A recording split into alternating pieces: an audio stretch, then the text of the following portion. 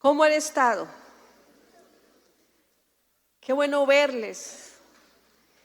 Y quiero que vaya a la palabra, a el libro de Génesis, capítulo 26. Y en esta tarde leemos la palabra en el nombre del Padre, del Hijo y con la dirección del Espíritu Santo.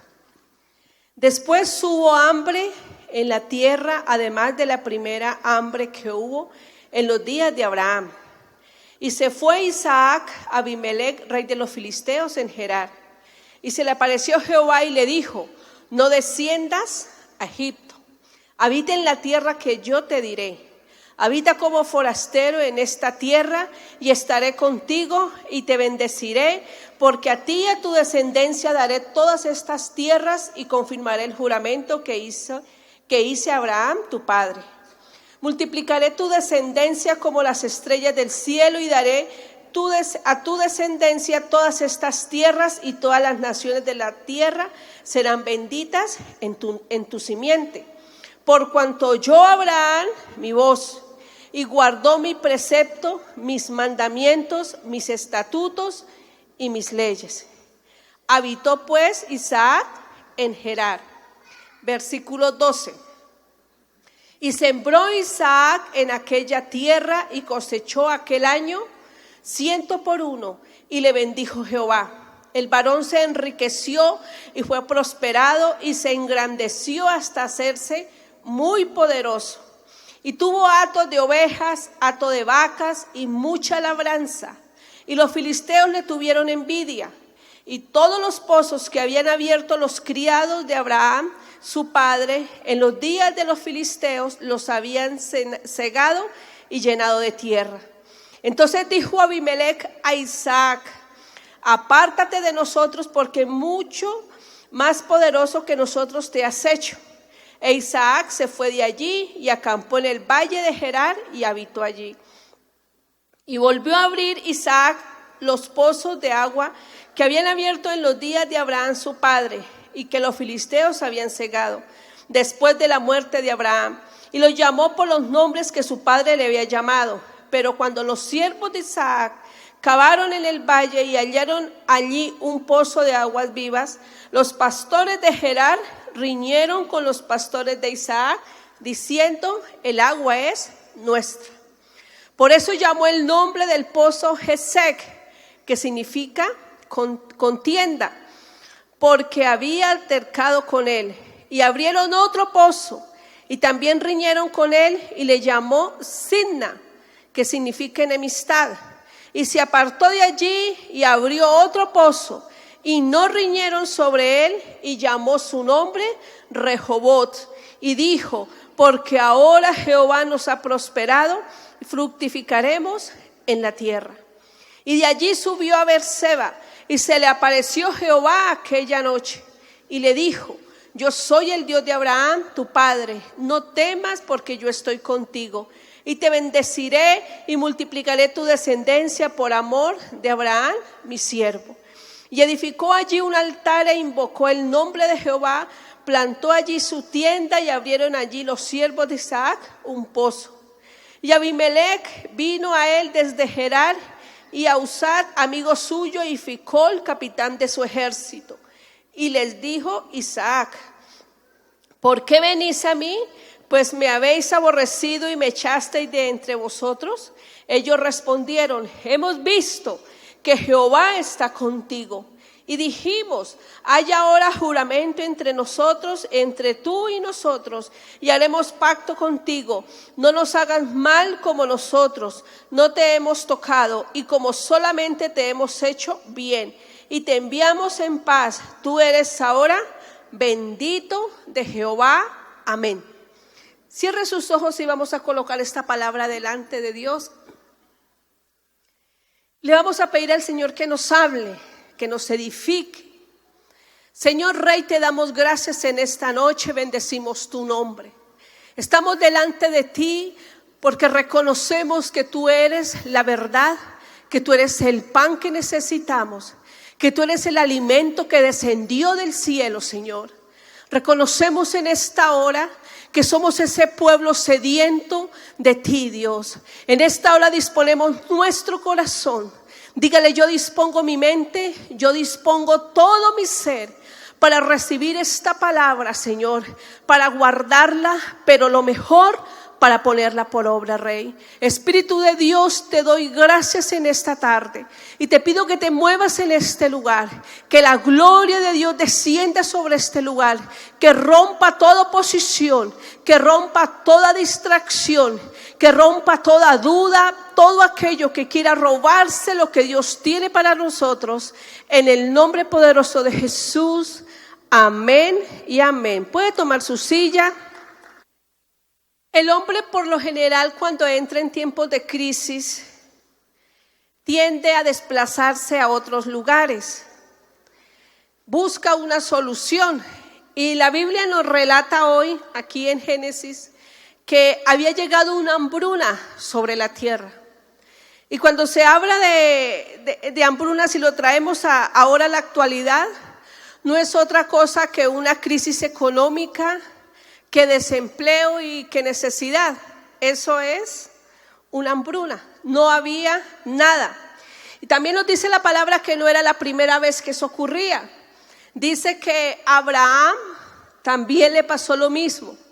En el tiempo de este patriarca hubo un tiempo de hambre y este hombre, dice la Biblia, que descendió a Egipto buscando una provisión para su casa.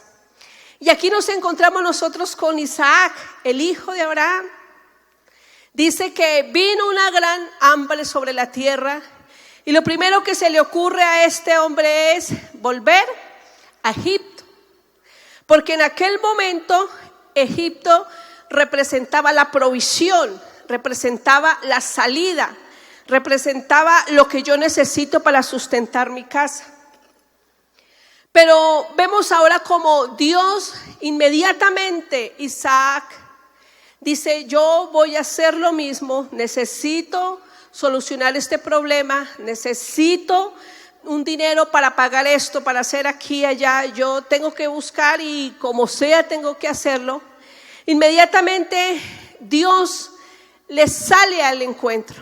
En el versículo 2 vemos como Dios le dice: no desciendas a Egipto, quédate en esta tierra, quédate en la tierra que yo te mostraré. Y porque hay algo que desestabiliza al hombre, como les decía al comienzo, y son todos esos momentos difíciles. Buscamos la salida como sea, pero ¿cuál es el problema? Que no nos dejamos direccionar por el que conoce mi presente y el futuro. Entonces nos dejamos llevar por la angustia, nos dejamos llevar por lo que está ocurriendo en el momento, y en ese preciso momento Isaac estaba a punto de tomar una mala decisión. Nosotros somos dados a la tradición, y yo sé que para algunos ha sido una lucha salir de la tradición, porque mi papá hacía esto, mi mamá hacía aquello.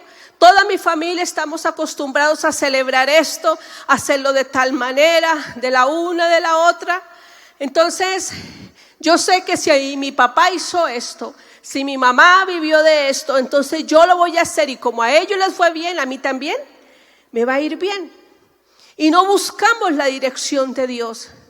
No le pedimos a Él que nos dirija, sino que nos dejamos direccionar por personas que en un tiempo tuvieron su buena intención, sí, pero el único que me va a mostrar el camino verdadero, el único que me va a mostrar verdaderamente lo que a mí me conviene es Dios. Algo que usted debe recordar en esta hora es que toda decisión que usted tome en la vida, sea una decisión buena o sea una decisión mala, trae una consecuencia. Amén. Esta palabra le he titulado Camino a la Victoria. Y escuchaba una charla acerca de la vida de Cristiano Ronaldo. Y este hombre decía que él recibía muchas críticas por los gustos que él tenía, por los gusticos que se da, sus lujos, por la comodidad con la que él vive. Pero él decía que nadie se detenía a pensar cómo lo logró, cómo llegó a ese punto, a ser reconocido el mejor jugador de fútbol, a llegar a inspirar a miles y miles, porque hay muchos que se sientan frente a un televisor a ver el partido porque juega ¿quién? Ronaldo. Los niños quieren ser como Ronaldo, los hombres quieren tener las chocolatinas de Ronaldo, y así sucesivamente. Es un hombre que inspira. Y él decía, lo que yo tengo, lo que yo alcancé, primero fue un sueño que yo tuve. Yo siempre quise ser futbolista. Y yo me esforcé y me esforcé. Tuve el apoyo de mi familia. Y lo tercero que yo hice fue una disciplina. Y a punta de estas cosas logré llegar donde yo estoy. Si nosotros lo vemos humanamente, Ronaldo lo logró, ¿no es cierto? Ronaldo es un triunfador. Humanamente, viendo en la parte humana, naturalmente, decimos que Ronaldo alcanzó la victoria porque está haciendo lo que a él le gusta y fuera de esto lo tiene todo. Ahora hablemos para nosotros, los hijos de Dios. Resulta que nosotros, los hijos de Dios, tenemos una victoria asegurada, que es la victoria que compró Cristo en la cruz del Calvario. Amén. Entonces, esa victoria es lo suficientemente poderosa para que usted empiece a soñar, para que usted empiece a esforzarse y para que usted empiece a llevar una vida cristiana de disciplina para poder alcanzar la victoria total de la cruz. Esa debe ser nuestra meta. Por eso en esta hora vamos, a través de Isaac, vamos a aprender y vamos a tener en cuenta dos obstáculos grandes que nosotros como pueblo de Dios tenemos para alcanzar la victoria. Porque no es fácil llegar allá. La victoria está ahí, el milagro está ahí, la bendición está ahí. El problema es que nos volvimos facilistas, lo queremos todo suave, no queremos pagar un precio. Estamos en el tiempo del express, en el tiempo de así. Entonces cuando nos toca doblar rodilla, cuando tenemos que ayunar, cuando tenemos que clamar, cuando tenemos que ver pasar el tiempo, no nos gusta. Pero hoy vamos a aprender algo maravilloso a través de Isaac. Amén. Y el primer obstáculo que tenemos nosotros para alcanzar la victoria es lo que mis ojos ven ahora. Y está en el versículo 1. Dice, y después hubo hambre en la tierra, además de la primera hambre que hubo en los días de Abraham. Y se fue Isaac a Abimelech, rey de los filisteos en Gerar. Iglesia, en ese momento lo único que podía ver Isaac era sequedad, era aridez. Donde él mirara, donde él se dirigiera, donde él fuera, no había nada. Porque era un hambre muy grande, nada se cultivaba, nada permanecía. Entonces él empezó a ver que sus ojos solamente le veían una desolación. Y como si fuera poco, me imagino que todos empezaron a descender, a ir a buscar. Todos cogían sus familias y nos tenemos que ir, hay que volver a Egipto, hay que volver allá porque no hay que comer, no hay nada para hacer, necesitamos una solución. Pero algo bien importante que me enseña Isaac, y es que Isaac tenía una comunión perfecta con Dios. Porque algo que debe recordar, iglesia, es que al hombre le habla Dios, le habla el enemigo y nos hablamos nosotros mismos. Entonces Dios le habló y él pudo identificar la voz de Dios. Cuando nosotros perdemos la conexión con Dios, cuando no tenemos una relación íntima con Dios, vamos a reprender lo que Dios dice. Dios le dice, deje eso, no haga eso. Entonces mentira del diablo, el diablo es el que me está hablando. Pero cuando le habla el diablo, entonces ahí sí, gloria a Dios, aleluya, ya viene la bendición. Cuando nosotros tenemos esa relación con Dios, aprendemos a saber cuando Dios habla. Y yo sé que para Isaac no fue fácil, porque lo que él veía era pobreza, lo que él veía era una necesidad grande. El problema a veces también nos pasa que nos gusta buscarle un sí al no de Dios. Dios dice no, Dios dice espera, Dios dice esa no es, aún no es tiempo. Pero nos gusta querer buscarle ese sí. Y entonces es cuando hacemos las cosas en nuestras fuerzas.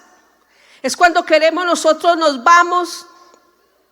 Y porque decimos me voy en el nombre de Jesús, eso es suficiente, no es suficiente. El verdadero cristiano no anda por vista. Amén. Nosotros hemos aprendido que por vista nada. Ahora vivimos por fe. Y aquí hay dos cosas importantes. Y es la realidad y la verdad de Dios, que usted y yo debemos tener en cuenta. La realidad de Dios es lo que Él me ha prometido. En este momento su realidad puede ser difícil. Y usted dice, pero yo ¿qué puedo hacer si lo que estoy viviendo es esto? Estoy viviendo un cáncer que me está comiendo. Estoy viviendo un adulterio que está acabando con mi casa. Estoy viviendo un tiempo de drogadicción donde ya se me está llevando los hijos. Estoy viviendo un tiempo de pobreza que no puedo más. Esa es mi realidad. Pero ¿cuál es la diferencia? La verdad de Dios. Y la verdad de Dios es que cuando Dios lo trajo a usted, cuando Dios lo rescató, cuando Dios fue y rompió las cadenas, Dios le hizo una promesa, iglesia, y era que lo iba a bendecir, que lo iba a restaurar, que lo iba a libertar, que le iba a sustentar con la diestra de su justicia. Y eso es lo que cuenta, lo que Cristo ha prometido. Amén. En eso es que usted debe esperar, en la verdad y no en la realidad. La realidad de Isaac era hambre, no era otra cosa, era escasez. Era imposible sembrar en esa tierra. Pero ¿cuál era la verdad? Está en el versículo 3 y 4. Mire, esa era la verdad de Isaac.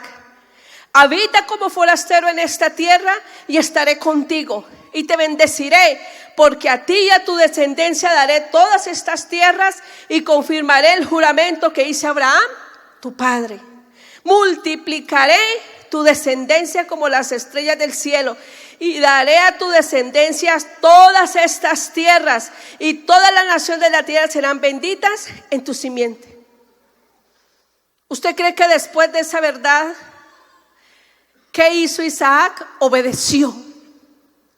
Isaac se arriesgó y no fue fácil, pero él se arriesgó. ¿A qué se arriesgó Isaac? A levantarse todos los días, a empezar a labrar esa tierra, a empezar a preparar esa tierra seca, la cual decían todos que no daría fruto. Se levantó un mes, se levantó al siguiente mes y sembraba y nada. Lo peor, él no tenía una esperanza. ¿Por qué? Porque era el único que estaba sembrando. Era el único que le estaba creyendo a Dios. Si él miraba para allá no había nada, si miraba para acá no había nada. Por lo menos que ese de allá estaba sembrando frijol, lo que sea. Él que pensaría, no, a este ya le está dando fruto, a mí pues me va a dar fruto el maíz que sembré. Pero no tenía nada en qué esperar, solamente confiar en el Señor. Y este hombre sembró, se atrevió, porque ¿cuál es el problema que tenemos nosotros, el pueblo de Dios? Y es un problema grave, que estamos viendo como el mundo está viendo. Fueron muchos los comentarios que escuchaba uno y veía uno ahora que bendito Dios pasaron esas votaciones. Porque ¿cuál era? No, que esto se acabó, que ahora sí fue, que más impuesto, que una cosa, que ahora sí, que atengas en estos, que no, esto se volvió un desastre. Pero yo decía, Dios mío, es tremendo escuchar a un cristiano decir eso. Porque resulta que a nosotros no nos sustenta un gobierno, a nosotros no nos va a salvar Duque. A nosotros nos va a salvar y nos va a mantener firmes Jehová de los ejércitos, porque en Él es que hemos creído. Amén. Solamente debemos tener nuestra confianza en Él. Y es sobre esa plataforma que usted y yo debemos aprender a caminar.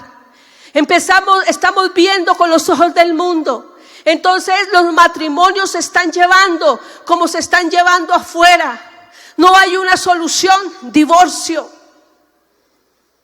Y buscan soluciones tremendas que solamente en el mundo se buscan.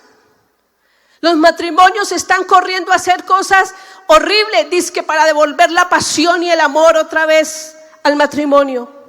Cuando Dios estableció el matrimonio, Él no dejó ninguna cartilla de ayuda, ni nada parecido dejó de ayuda. Lo único que dejó instituido Él fue su presencia. Y cuando la presencia de Dios está en un matrimonio, no necesitan nada más para ser feliz. Amén. No lo necesitan.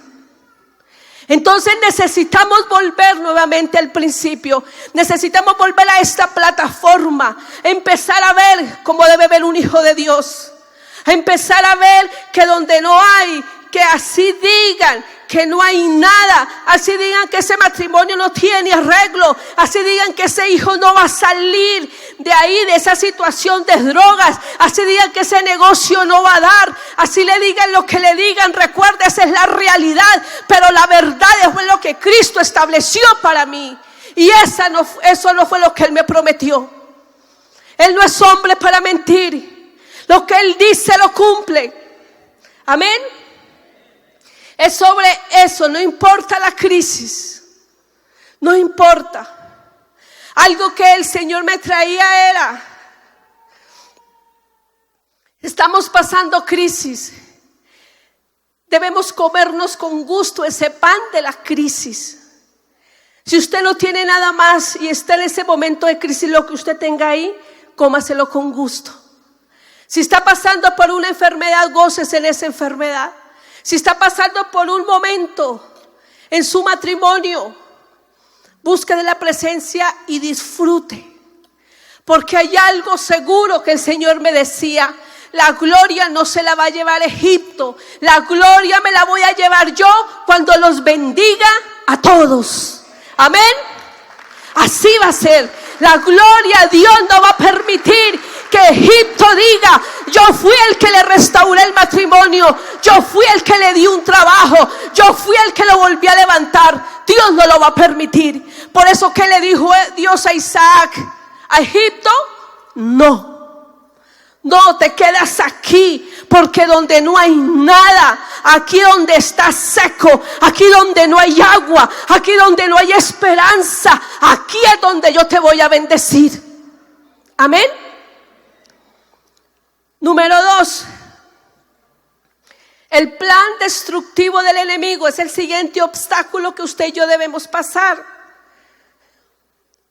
Y está a partir del versículo 19.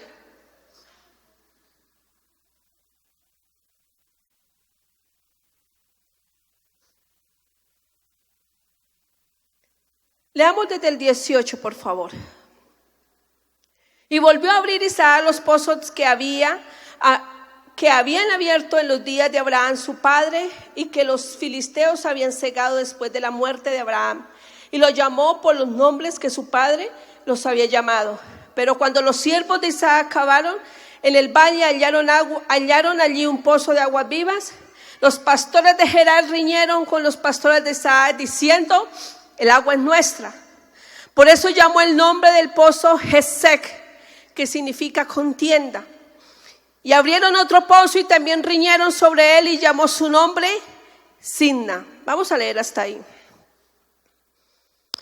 Hay algo, iglesia. Cuando nuestros planes son grandes, cuando nuestros sueños son grandes, asimismo va a ser la oposición. Cuando empezamos la vida cristiana, empezamos una carrera. Aquí va a estar el enemigo, acá va a estar el Señor. El Señor nos está haciendo barra para que empecemos a caminar, para que nosotros avancemos. Y acá va a estar el enemigo, conociendo nuestras debilidades, convencido de que a la primera vamos a quedar ahí. Entonces, algo que yo debo estar seguro y debo estar despierto es que si mi sueño es grande, asimismo debo estar preparado para enfrentar al enemigo. El problema es que nos confiamos.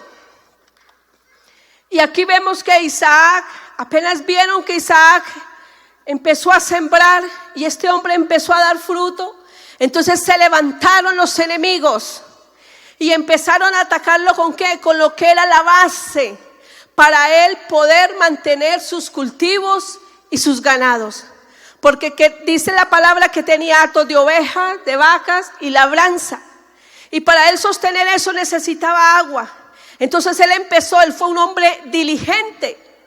Porque a medida que él sembraba, él buscaba cómo mantenerlo. Ahora hay algo, iglesia. Nosotros a veces entramos en una pasividad y nos volvimos muy espirituales. Entonces creemos en las promesas de Dios y nos sentamos a esperar esa bendición. Entonces cogemos la palabra, la tomamos como lema, como una muletilla, digamos así. ¿Qué hace, varón? Esperando en el Señor, esperando en el Señor, esperando en el Señor. Pero para esperar en el Señor hay que hacer algo antes. Amén.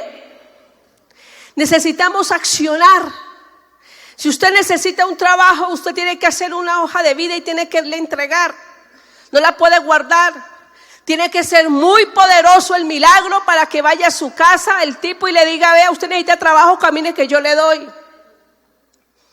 Entonces nos volvimos espirituales, nos volvimos pasivos y nos escudamos en la palabra.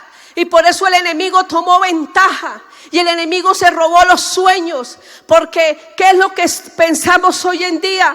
Que para yo necesito mucha plata. Lo primero que hacemos es un cálculo.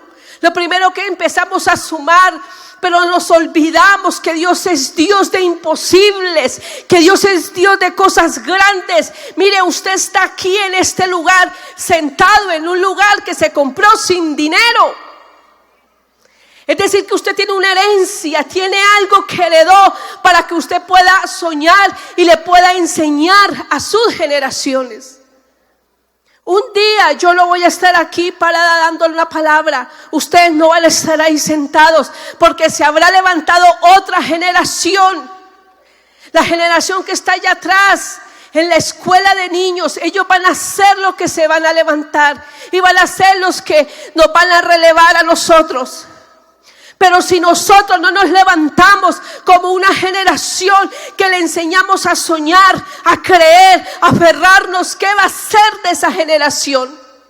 Que el día de mañana mi generación diga: no, llegó el momento de la crisis, llegó el momento difícil. Yo voy a esperar como esperó mi abuela, como esperó mi papá, como esperó mi mamá, como esperó mi familia. Yo no voy a volver atrás, porque lo que yo recuerdo es que cuando estuvimos en tiempo de hambre, ahí estuvimos y Dios nos proveyó. Amén. Necesitamos nosotros levantarnos violentamente a poder levantar esa generación. Esa generación depende de lo que nosotros hagamos. El camino a la victoria no es fácil. La victoria está ahí, pero necesitamos nosotros vencer estos obstáculos. Y Satanás no la va a dejar fácil. Pero ¿cuál es la ventaja? Que cuando nosotros lo metemos con Dios y cuando el mismísimo infierno se levanta en contra de nosotros, todo el cielo viene a defensa de nosotros. Amén. Esa es una ventaja que usted y yo tenemos, que no estamos solos.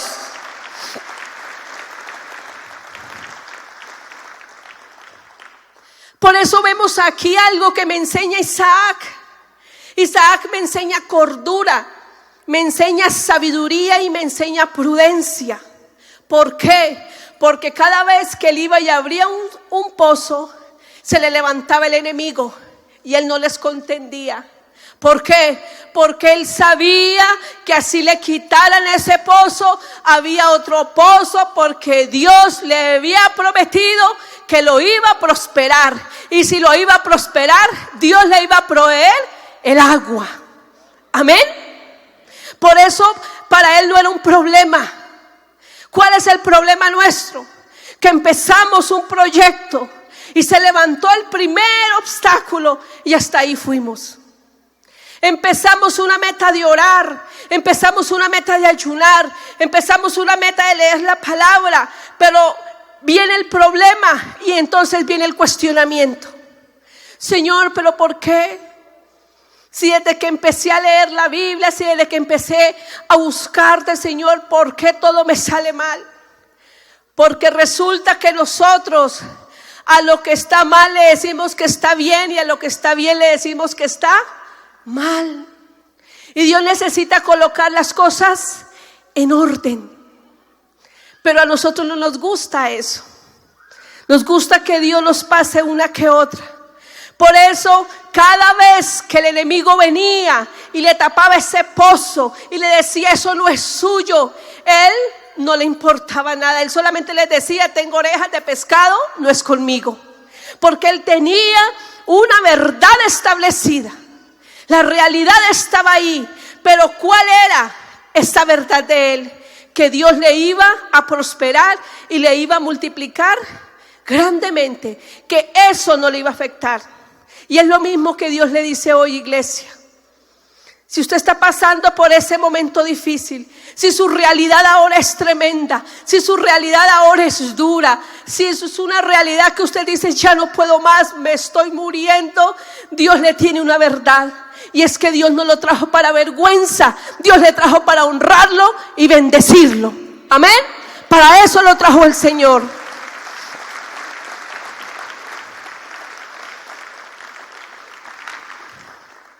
Siempre habrán críticas. Siempre el enemigo se va a levantar. Si usted, varón, que decidió tener verdaderamente un hogar, si usted decidió ser marido de una sola mujer y usted salió de ese mundo donde eso era anormal, ahora van a empezar las críticas, porque cuando lo vean sus amigos con su esposa, con la que es, y sus hijos viniendo a la iglesia haciendo lo correcto, ¿qué van a hacer? Se le van a burlar, lo van a criticar, le van a echar la culpa que ahora sí, vea, se consiguió y se echó el lazo. Pero a usted eso no le debe afectar en nada. Siga siendo marido de una sola mujer. Siga levantando su casa, que cuando se dé cuenta va a ver la gloria que tanto ha esperado. Amén. Entonces siempre van a haber murmuraciones, siempre van a haber críticas. El diablo sabe por dónde atacar, porque él conoce nuestras debilidades. Recuerde algo y nunca se le olvide que él sabe cuál es su pasado, mas no tiene ni idea cuál es el futuro, y el futuro es Cristo. Amén. Tenga claro eso. Él sabe el pasado, el futuro no lo sabe, y lo que nosotros tenemos por delante es un futuro grande en Cristo. En el versículo 12, mire lo que ocurrió. Y sembró Isaac en aquella tierra y cosechó aquel año 100 por 1 y le bendijo Jehová. El varón se enriqueció y fueron prosperados y se engrandeció hasta hacerse muy rico. Mire lo que hizo la obediencia de este hombre. Por eso se levantó el enemigo.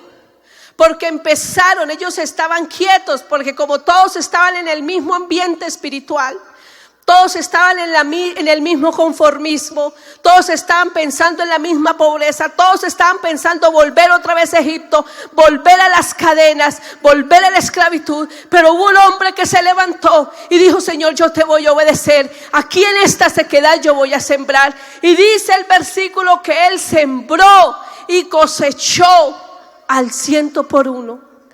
La Biblia, solamente este hombre fue el único, es el único que relata que sembró y cosechó de esa manera.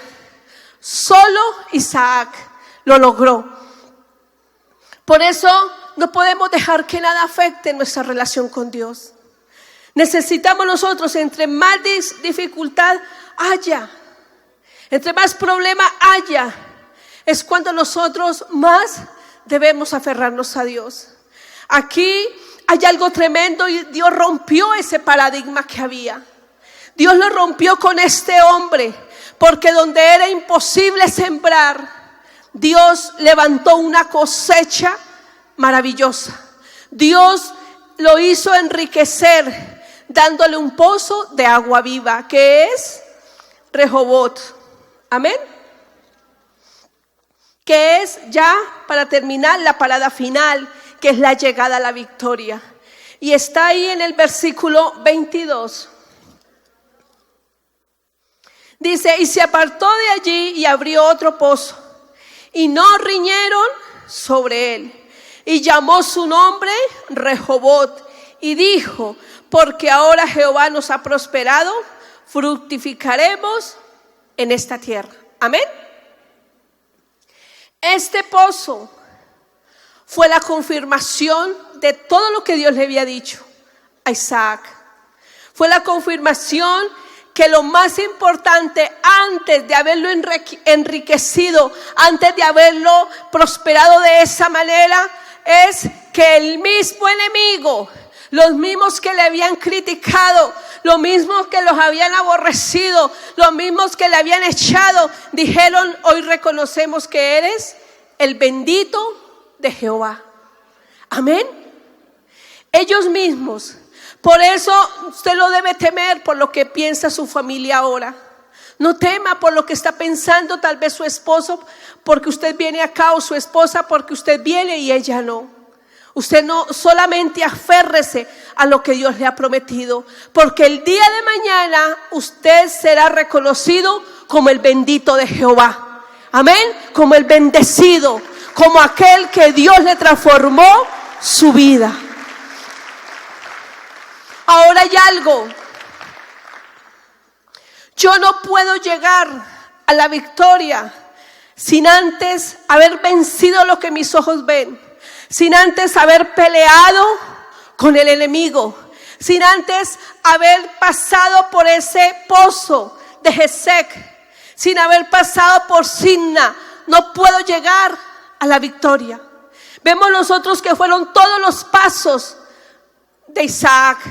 Tuvo que luchar con lo que sus ojos vio. Tuvo que luchar con aquellos que le hicieron frente, que querían detenerlo. Tuvo que luchar con todo eso para al final llegar a Rehobot. Amén. Donde está el pozo de agua viva. Y cuando se habla de agua hace referencia a la palabra. Por eso necesitamos a diario cavar y cavar. Cavar tan profundo donde encontremos esas aguas. Porque si yo bebo de esas aguas, voy a tener la fortaleza para poder enfrentar la crisis.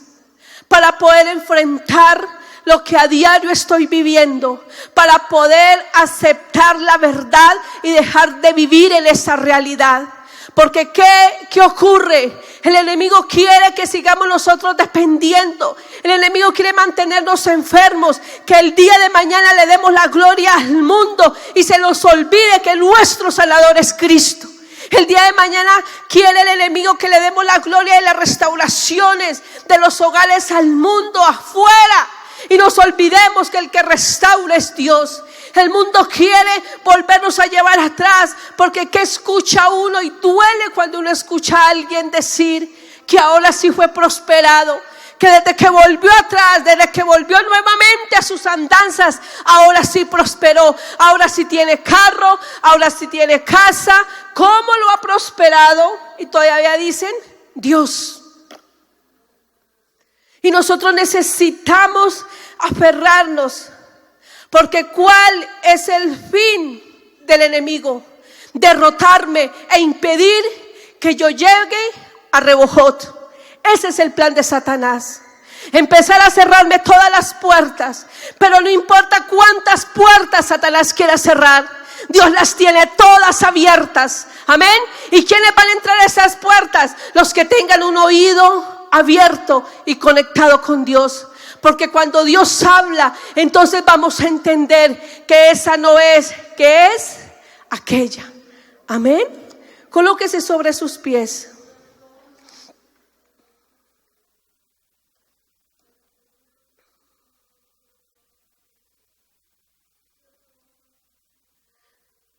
Yo quiero que usted hoy entienda algo.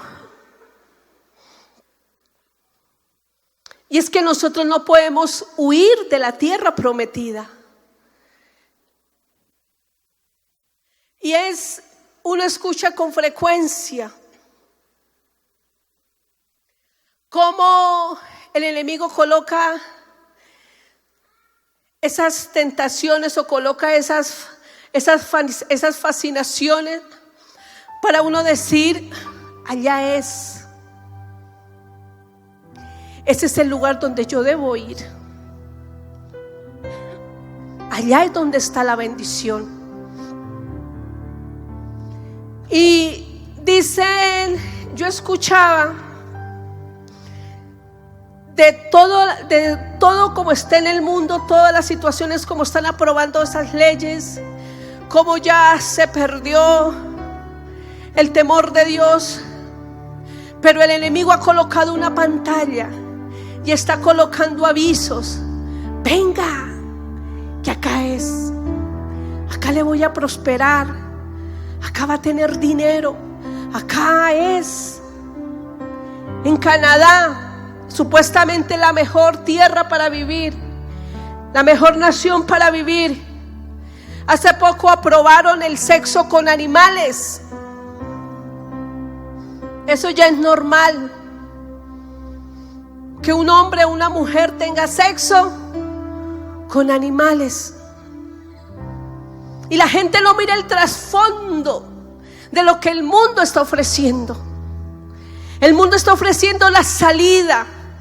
Y los mismos hijos de Dios están cayendo en la trampa del diablo. Escuchaba yo que en Alemania ya el incesto, eso ya pasó de moda. Allá si la mamá quiere casarse con el hijo lo puede hacer, si el papá con la hija, eso se volvió una fiesta. Ese es el trasfondo espiritual. Pero resulta que la gente no lo ve y lo ve como la salida. Y el problema es que si llega uno a un lugar tiene que adoptar la cultura. Y allá tiene que estar usted muy bien fundamentado. Tiene que ser usted un verdadero varón de Dios para usted decirle a eso no. Porque usted va a ir a un lugar donde eso es normal. El único anormal es usted que no lo hace.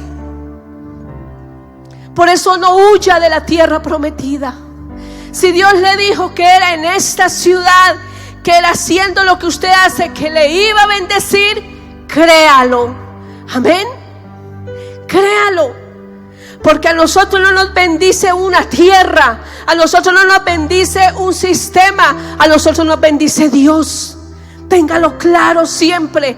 No huya de la tierra prometida. Conecte su oído a Dios. Dígale: Dios, yo quiero soñar. Dios, yo quiero emprender esto, quiero hacer esto. Meta en ese negocio a Dios. Es algo que usted debe hacer. Dios necesita que usted lo haga. No huya de la tierra prometida. Reclame esta tierra. Dígale: Señor, usted dijo que me iba a traer